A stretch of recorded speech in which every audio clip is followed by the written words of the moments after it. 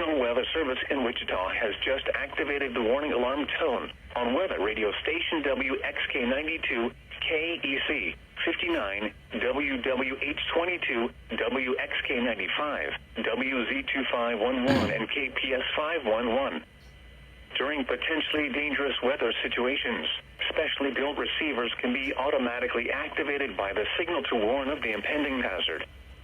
Tests of the signal and receiver's performance are normally conducted each Wednesday between 11 a.m. and noon. Reception of this broadcast, and especially the warning alarm tone, will vary at any given location. This variability, normally more noticeable at greater distances from the transmitter, can occur even though you are using a good quality receiver in good working order.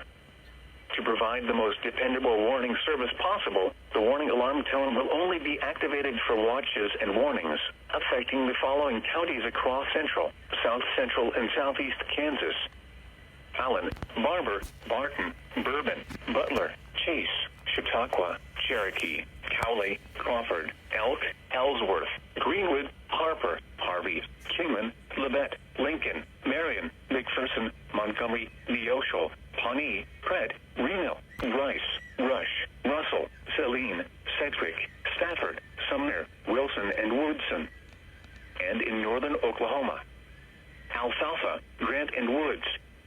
Once again, the National Weather Service has just conducted a test of the NOAA weather radio warning alarm tone. We now return to the recorded program.